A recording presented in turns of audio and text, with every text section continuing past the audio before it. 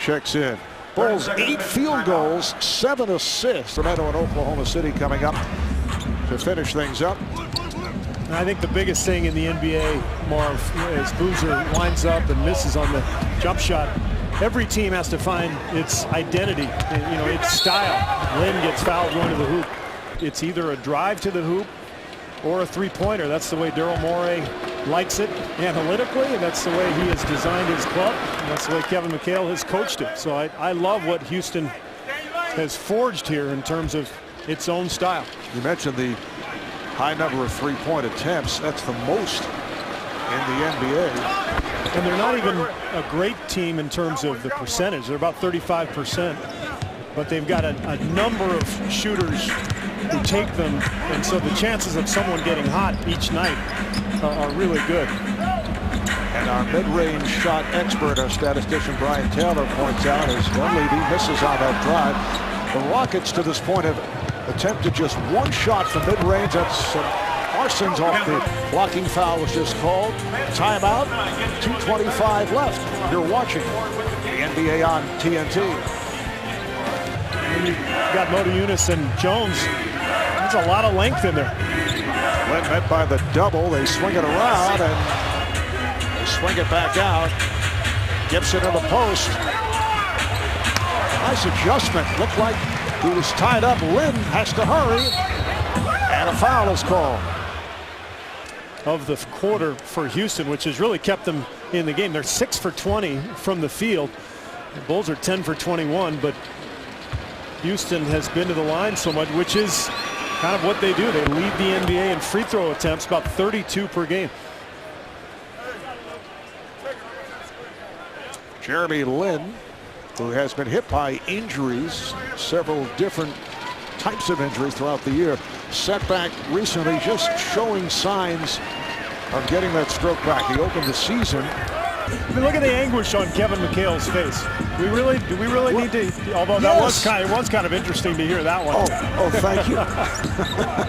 Usually it's just coaching gibberish, but Tony Snell getting to it. Just checked in. Here's Snell with the three-point shot.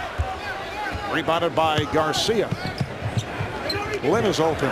4-3. Yes. Three-point field goal, Jeremy Lin. Bulls with a 29. Jeremy Lin hit a deep shot that was called a 3, and they just looked at it and they changed it to a 2, and that was the correct call. Garcia on the hop for Ashik.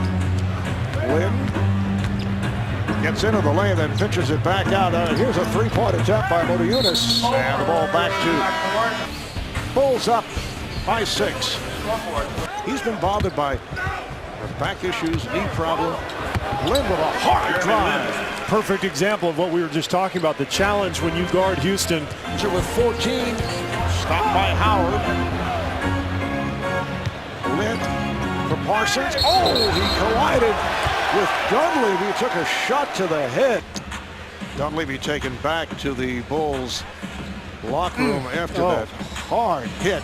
It was almost predictable because they were coming off that emotional overtime win over Miami. And San Antonio, a team that can put you on your heels quickly. Jeremy Lin starting to get hot here. 11 points for Lin. So the Bulls lead by 4. Good sign for Rockets fans. Lin had 26 against Portland the other night, but otherwise has been pretty quiet here the last 6 weeks or so. And they need his punch off the bench. Augustine working on Lin. That's what DJ Augustine brings to this team. He's a tremendous pick and roll player, Marv, as Garcia knocks down the 3.